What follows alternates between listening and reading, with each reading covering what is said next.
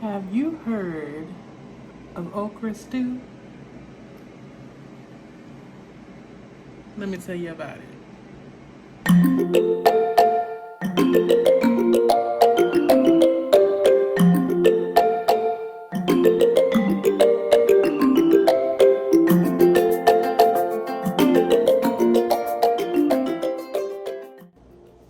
Hello, hello, hello. Hey, hey, hey. Come on in and get comfortable. Welcome or welcome back to my channel, Jaleesa, Reading Beyond the Book Cover, where we stay reading beyond the book's cover. My name is Jaleesa. Welcome if it's your first time, and welcome back if you are returning. I'm so excited to have you. If you can't tell already, you are welcome. And if you also haven't read the title of this video, you just clicked on it because you're familiar with my face or you saw the book, I am going to be doing a quick little review of Okra Stew by Natalie Daise. It is a children's book. I believe it's a picture book because there are pictures, of course, and images. And it tells the story of a child named Bobo that is making okra stew. Can you see it? Let me zoom in. You're right there. Making okra stew with his family. I had featured this book in one of my weekend reading videos, and I had just been thinking about what I wanted to do with this book because it inspired me to create like a little bit of like a language exercise just to make sure that this book, although already engaging, can be even more interactive. So I'll tell you about that at the end of the review, but I just want to say I really enjoyed this book. I love the artwork. It's vibrant colors. It has a lot of colors that I really enjoy, like turquoise, orange, red, and I love how the texture, like the book, the images look like they're stacked on top of each other.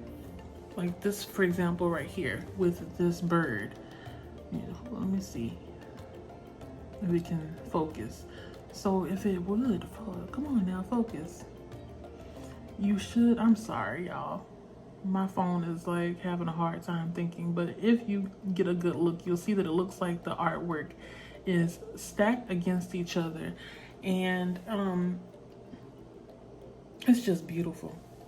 Family and togetherness, you can feel the warmth, you can feel the love, and you can also see how cultural tradition is really important and shown throughout this book. And Natalie Daise has been able to capture that in the images, the interaction between characters,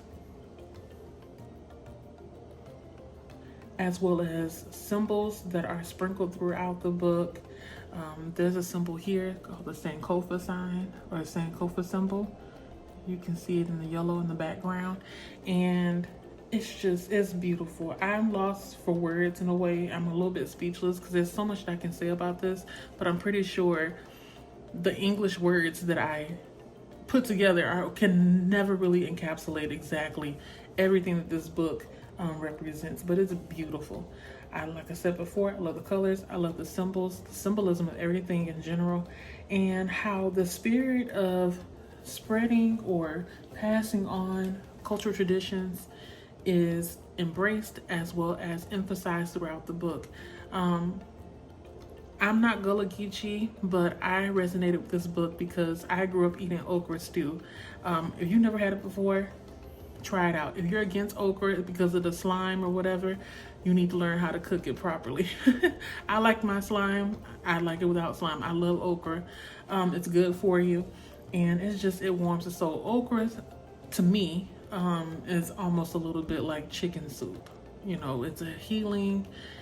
It's delicious. You can have it by itself, as far as okra by itself, or you can have it fried. You can add it to gumbo. Like, I grew up eating it 3 different ways, so I eat it, or take 4 different ways. I've had it pickled, so I like me some pickled okra, spicy. I've had it in gumbo. I've had okra stew. The way I make my okra stew is with some sausage, onions, tomatoes, and okra. But now that I'm older, I really don't eat the sausage too much. And did I say 4 ways? Stew, gumbo, fried okra as well. I've had it in a different dish because my husband is Nigerian, And he's not really a big fan of okra, and I make okra stew that way as well. I like how it draws when you eat it with swallows. So that's just me sharing a little bit of how I resonated with this book. But yeah, the book, it's the spirit of togetherness. I love the symbols that are all throughout. And I like how the layered effect is also patterned, like it's paired with a backdrop that looks like, it's patterns. You see how that pattern is? So you have these images, and they're set against the backdrop here. I love that. So it's like the art is very eclectic, and it's just, words. I mean, I wish I had all the adjectives. But what's really important that stood out to me, well, not just really important, but things that stood out to me is that you have the inclusion of the recipe. So if you want to try this dish as well, it's there. The author had noted it as something that she grew up eating. The best of to her knowledge, she puts measurements, but of course, like, when you make foods that are familiar to you, you don't measure things. So it's for those of you that want to try it out, right? I love that. And then I also enjoyed the Gullah language that was sprinkled throughout the book. I don't speak Gullah language. Like I said, I'm not Gullah Geechee, but some of the words are very familiar. You can kind of infer what they mean. And so I want to make something for the kiddos to kind of work through using their context clues, basically, when it comes to this language, because there are words there such as, or phrases such as Dayclean, oona, fiddle crab, kuta, that's for true, when the sun red for down. So you see, like, there are words throughout the book that are not what we're used to as far as like English speaking people. We're not used to seeing or hearing. And this book gives an opportunity for children, not only children, but just people in general, to be exposed to something different. And like I said, use their context clues. I most likely will make 2 worksheets or 2 exercises, one that's for word use, so that people can get in the habit. I'm saying people because I don't want to restrict my little worksheets or exercises to just children, but word use, so people can use the word or use the phrase in a sentence that they normally wouldn't use, just to try it out. And then also possibly do like a word search and then a word matching, so that it'll be somewhat more of an engaging experience or engaging reading experience. So yeah, like the Gullah language, I enjoy seeing the recipe. I may try it, just to deviate a little bit from what I'm used to. And then I also enjoyed the symbols throughout the book, and in particular, like I said before, the Sankofa symbol. And Sankofa, according to the back of the book, it's with a note from the author. Okra Stew says is written and illustrated in the spirit of Sankofa, a word from the Twi language of Ghana, which means go back and fetch it, or to reach back to the past for that which is good and bring it with us into the future. This is one of the Adinkra symbols that represent this principle, and I use it often in my work. So to give you an example of the symbol that she's talking about is this one here. I'm gonna zoom in. You see?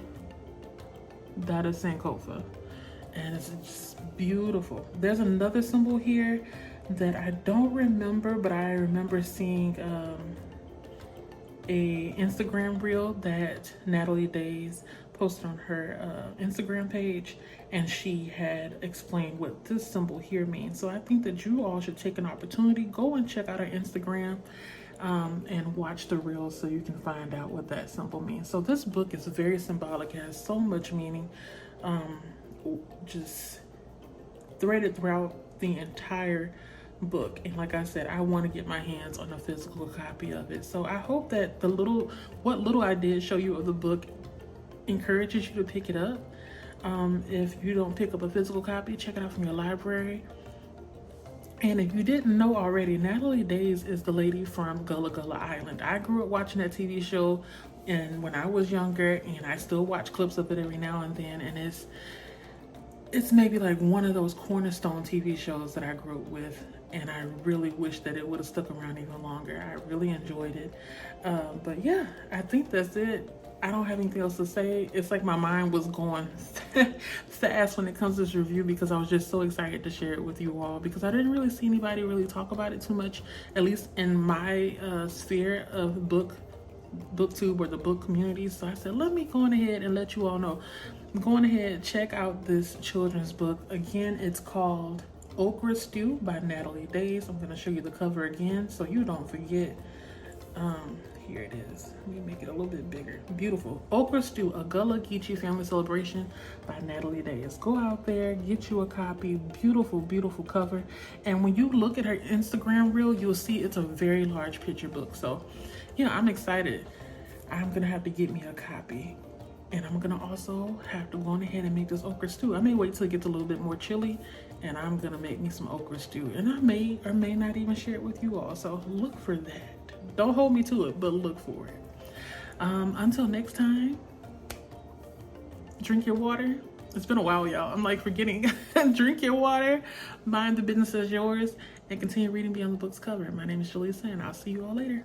Bye.